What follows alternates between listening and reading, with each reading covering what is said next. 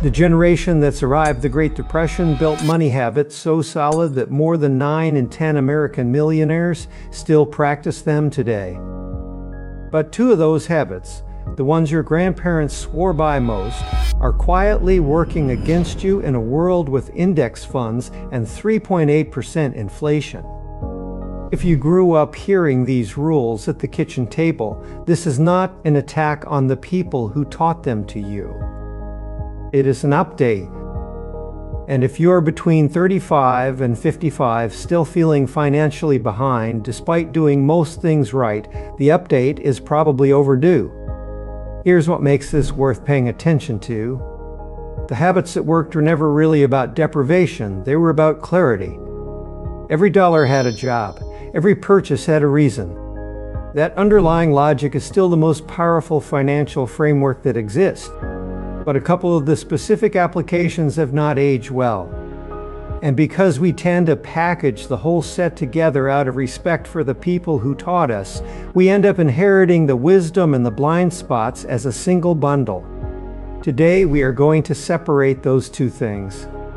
We are going to look at what the data says actually drove those Depression-era outcomes, name the principle underneath the habits, and then identify the 2 specific places where the map no longer matches the territory. By the end, you will have a clear framework for keeping what works and updating what does not.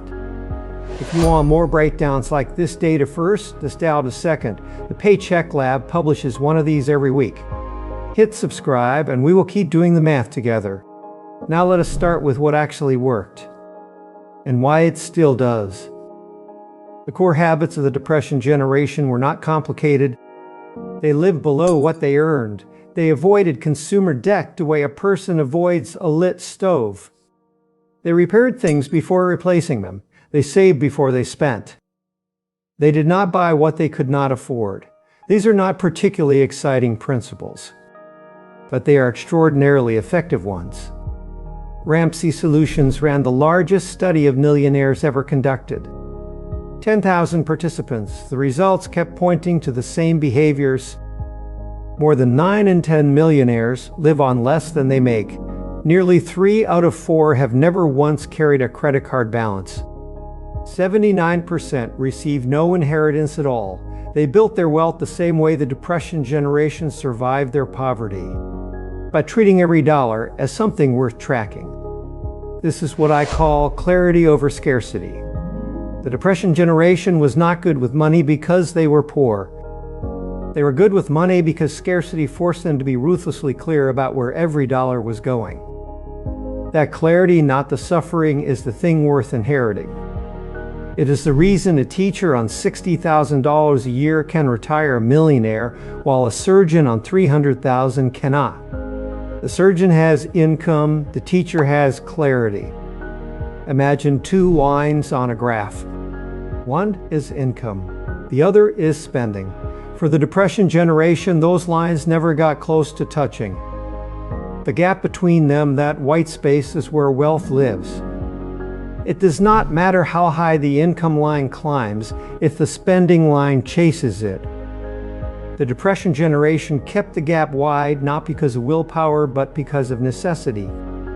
The update for today is to keep the gap wide by design. The habits that preserve that gap are not outdated. Spending less than you earn, avoiding debt that does not build anything, thinking twice before buying something new. These are as relevant today as they were in 1935. The data confirms it. The Millionaire study confirms it. The compound math confirms it. But now we need to talk about the outdated too. These are the 2 specific habits that made complete sense during the Depression and now quietly cost people money. Not because the people who practiced them were wrong. They were right. The context has simply changed. And context is everything in finance. The first one is keeping significant savings in cash at home. In the 1930s, this was not a choice born of ignorance. It was a rational response to a genuine crisis. Between 1930 and 1933, more than 9,000 banks in the United States failed. If your money was in one of those banks, it was gone. There was no FDIC, there was no deposit insurance. The mattress was not a metaphor for recklessness. It was a reasonable contingency plan. Keeping cash at home was survival logic applied to a genuine system failure. The FDIC was established in 1933. Your deposits are now insured up to $250,000 per account. The specific problem that made cash at home rational no longer exists. What does exist is inflation, and inflation is where the habit quietly turns. The Bureau of Labor Statistics reported that consumer prices rose 3.8% year over year as of April 2026. That is the headline number. But even before this recent spike, the historical average has run around 3% annually. At 3%, the rule of 72 tells you something important. Divide 72 by your inflation rate and you get the number of years it takes for your purchasing power to be cut in half. At 3% inflation, that is 24 years. Let me make this concrete. Picture a single tall bar. That bar is $10,000 in cash, sitting at home or in a non-interest checking account. Now watch the bar shrink. Year 1, inflation takes $300 of real value off the top. The bar is now shorter. Year 5, it is down to about $8,600 in real purchasing power. The bar keeps shrinking. Year 10, it falls below $7,500. Year 24, the bar is cut in half. You did not lose a single bill from the pile, but you lost half of what that pile can actually buy. Now picture a second bar sitting right next to it. Same $10,000 invested in a broad index fund at the historical average of roughly 10% annually, or about 7% after inflation.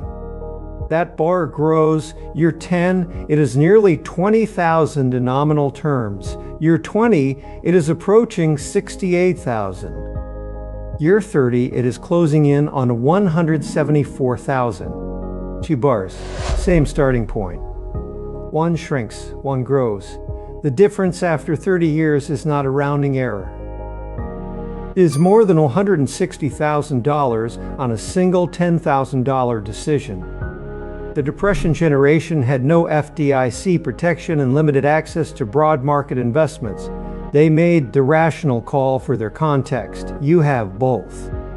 The rational call looks different now. I can feel the objection forming. What about people who do not trust the market? What about the people who watched 2008 happen and decided they were done? Those concerns are real. Markets do fall, sometimes dramatically. But here is what the data shows. The S&P 500 has recovered from every single significant decline in its history and gone on to new highs. Someone who invested at the absolute peak right before Black Monday in 1987, right before the dot-com crash, right before 2008 and never sold, still ended up with far more than someone who held cash through the same period. Time in the market is what drives the outcome, not timing it. The update here is not to eliminate your emergency fund. Keep 3 to 6 months of expenses liquid. Keep cash accessible for genuine emergencies. The update is to stop treating long-term savings like a vault. A vault preserves. An investment grows. You need both functions applied to the right buckets.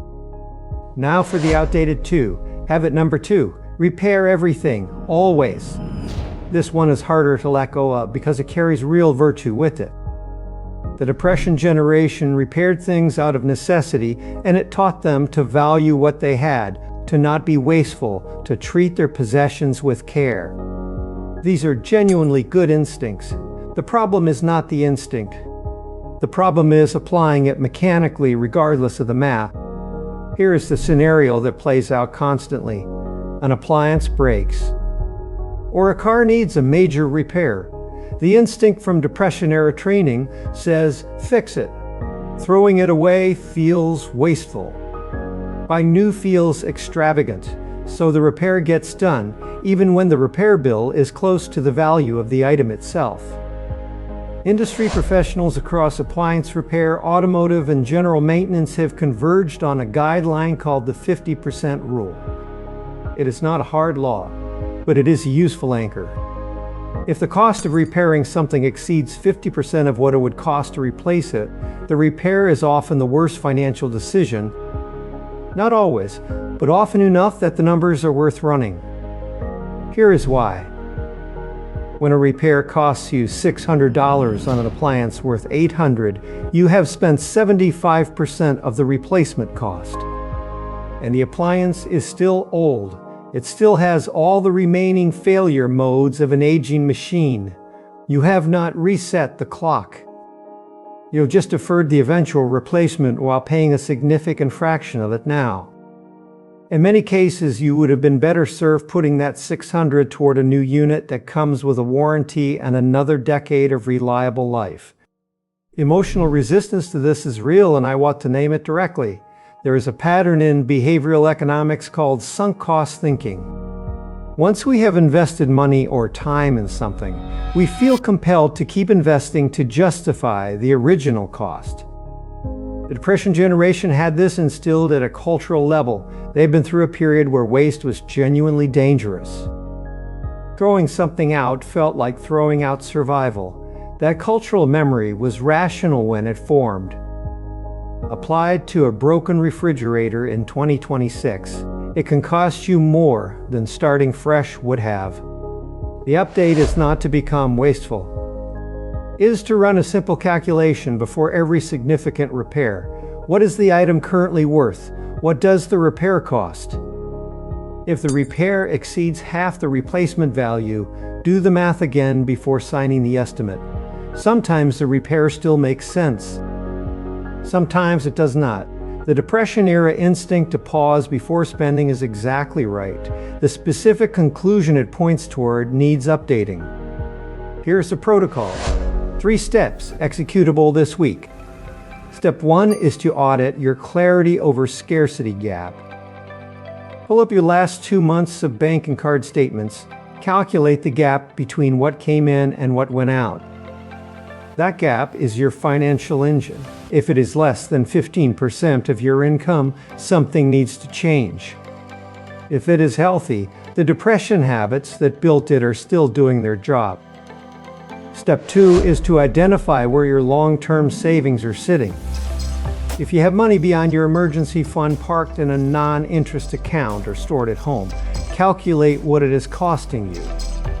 Multiply the amount by 3% to get a rough annual real loss to inflation.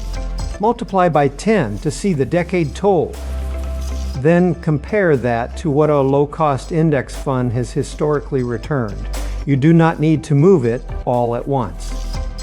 But you need to know what parking it in cash is costing you per year. Doing nothing is not neutral. It is a choice with a price tag. Step 3 is to set a repair threshold. Before any repair over $200, ask one question. Does this repair cost more than 50% of what it would cost to replace this item? If yes, get one more quote and one more opinion before committing. You are not dishonoring your grandmother by running the numbers. You are applying her underlying principle that every dollar deserves a reason to the actual decision in front of you. The Depression generation did not survive because they were rigid. They survived because they were clear. They knew what mattered. They knew what they could afford. And they did not let status or social pressure change either of those calculations. That is clarity over scarcity. And it is still the most durable financial principle that exists. The 2 things that no longer serve us the same way are the specific applications: passive cash storage and unconditional repair. Both made perfect sense when the context demanded them. The context has shifted. The principle underneath has not. You are not betraying the people who taught you by updating the application. You are honoring the spirit of what they were doing. They were solving the real problem in front of them with the best tools available. That is exactly what you should do too. Drop a comment with the Depression-era habit you grew up hearing. I want to know which one stuck and whether the math has ever made you question any of them. And if you are in your 30s, 40s, or 50s, trying to make sense of inherited financial rules in a world that looks nothing like 1935, hit subscribe. The Paycheck Lab is here every day for exactly that. I am Caspian. I will see you in the next one.